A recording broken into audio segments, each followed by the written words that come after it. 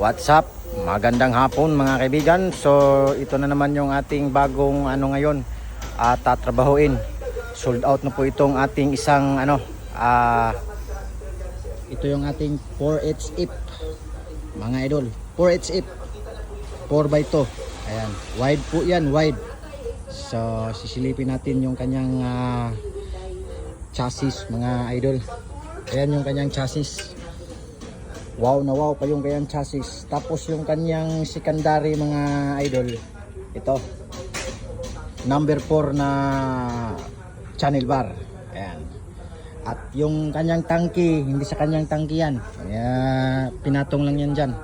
Tapos yung kanyang spring, goods na goods pa yung kanyang mulye mga idol. Tapos yung kanyang differential, goods na goods pa rin yan. Ayan, tingnan natin yung sa kabilang chassis. Ayan, tapos yung kanyang mga cross member. Ayan, wala pang yan, walang kalawang. Goods na goods pa yan mga idol. Tapos tingnan natin yung kanyang gulong. Ito yung kanyang gulong mga idol. At ito yung kanyang busaog, yung kanyang sahig mga idol. Number 3 na channel bar. Ang haba nito mga idol ay 78 inches and a half.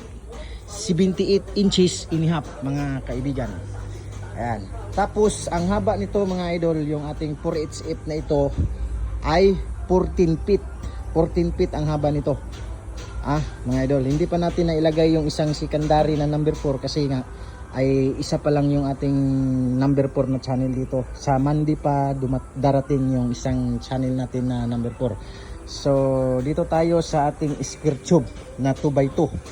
Itong square tube na 2x2 na ito mga idol ay ito yung ating gagawing siding mga idol. Siding. Tapos yung kanyang flooring mga idol ay pinsit na 3mm mga idol. Makapal na yung 3mm na yon, yung kanyang sahig. Tapos sa kanyang siding is 2mm lang mga idol. 14 feet ang haba ng ating 4HF 4x2 na ito mga idol. Ayan. Yung kanyang propeller, ito yung kanyang propeller mga idol. Tapos yung kanyang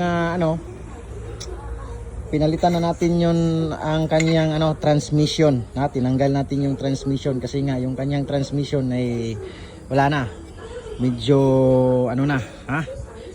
tagal na kasi ito sa Japan, ginagamit doon, kaya papalitan na natin siya ng transmission mga idol. So ito yung kanyang ulo, napakagandang ulo mga idol. Saka yung kanyang gulong sa harapan, ayan. Yan mga idol.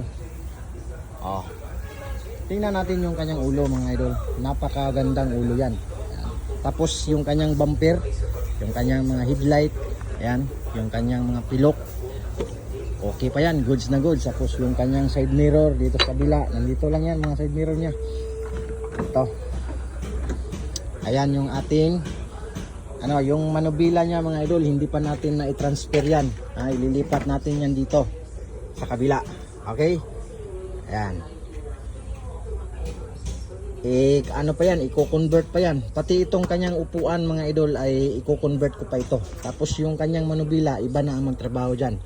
So yan lang mga idol yung ating ganap ngayong araw na ito. Ayan, maraming salamat sa mga patuloy na sumusuporta sa aking page mga idol. God bless mga idol, ingat po kayo palagi. Ayan yung ating 4HF na 4x2, 14 feet po yan.